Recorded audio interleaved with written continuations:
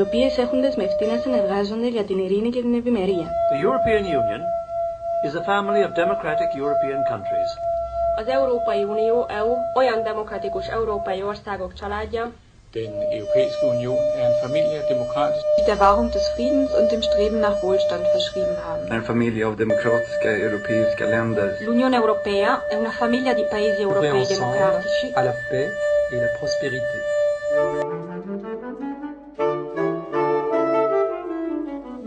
Let us introduce ourselves. We are the interpreters who work for the institutions of the European Union. You will find us at the Commission in the Directorate General for Interpretation, more familiarly known as the SCIC, an acronym from the past which stuck. Every day in Brussels, there are 50 to 60 meetings for which the SCIC provides interpretation. There is a staff of 500 to draw upon, plus several thousand freelancers, of whom a good 300 will be recruited on any one day. In its most basic form, our job consists of interpreting for two persons using two languages. The interpretation can be provided discreetly in a whisper when one is working for just 2 or 3 people, but if the group is bigger, then we take notes while the speaker is talking, and then provide what is known as a consecutive interpretation. This is done not in a whisper, but into the microphone. In fact, on some memorable occasions it has to be declaimed for the benefit of a large audience. In its most complex form, our job consists of working as part of a team, in simultaneous interpretation. Here we may be working not in 2 languages, but in 22. None of the founding fathers could possibly have envisaged an evolution on this scale.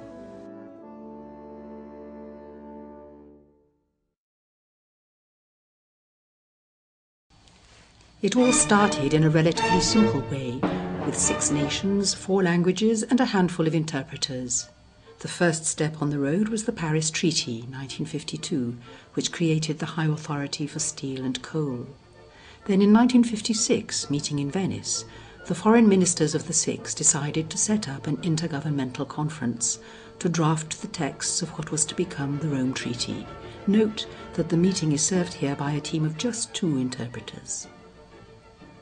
Belgium offered to host this conference, and so it was that the Château Val-Duchesse became the scene of a marathon that was to run for 10 months.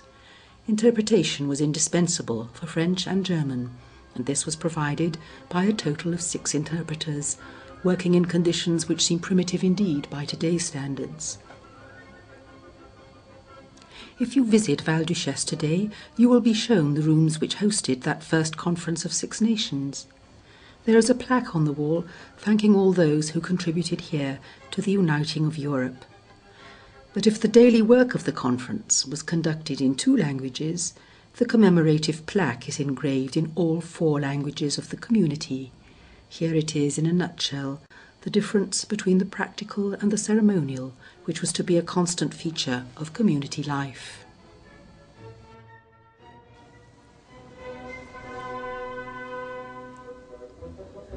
Nothing could have been more ceremonial than the signing of the Rome Treaty in March 1957. There were speeches and there was interpretation in the language of every member state. This was perceived to be a vital aspect of equality between nations, and the principle was to be enshrined in the first Council Regulation of 1958. For the principle to be put into practice, it was essential for the embryonic language service to expand, and since candidates were hard to find, there began an in-house training scheme run by staff interpreters, which provided a reliable source of recruitment. But if it was difficult then, in the 1960s, to find qualified interpreters, imagine the challenge that lay ahead as the family expanded. In 1973, Denmark, Ireland and the United Kingdom joined the family, bringing with them Danish and English. There were now 9 member states and 6 official languages. In 1981, the Hellenic Republic joined the community. There were now 10 member states and a 7th official language. By this stage, the SCIC was sending interpreters out to universities in the member states to help train and recruit young talent, for example in Madrid and Lisbon, because another accession was on the horizon. So it was that in 1986, Spain and Portugal joined the community. 12 member states, 9 official languages. A further 2 languages had to be catered for as of 1995, when Austria, Finland and Sweden joined the community. There were now 15 member states and 11 official languages.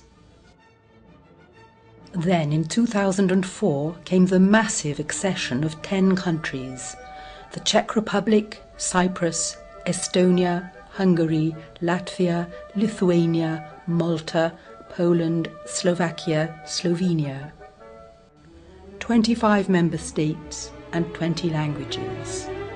And in 2007 the Union was joined by Bulgaria and Romania, bringing the grand total to 27 member states and, including Irish, 23 languages.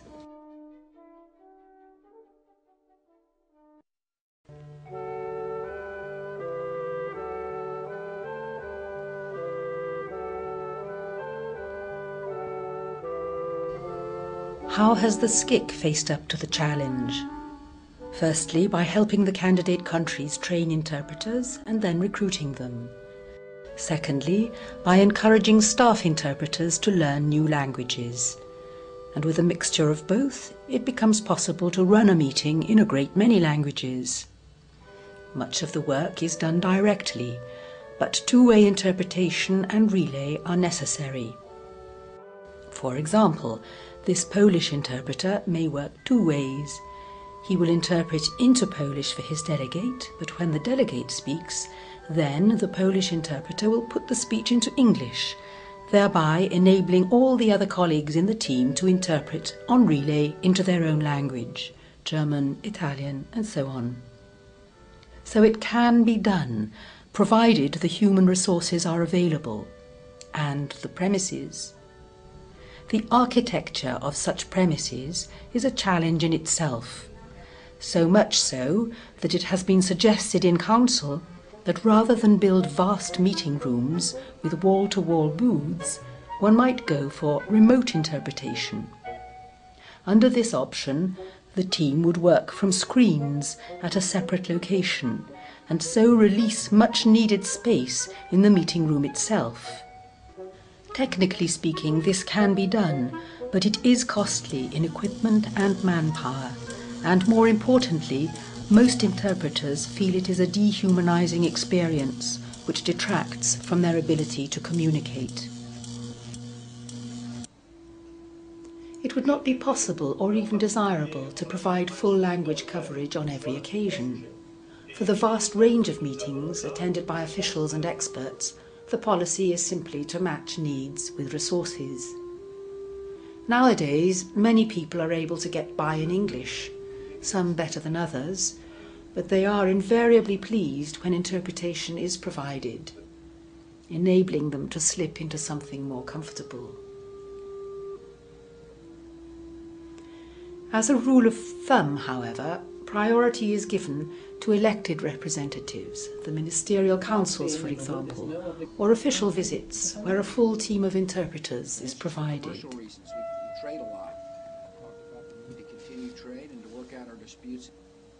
So, it's been 50 years since it all began. The initial handful of interpreters has grown into the biggest service in the world, and since the European institutions are committed to the principle of multilingualism, that is how business will continue to be conducted until there is a change of heart, if ever that should happen. Ruská unia je demokratický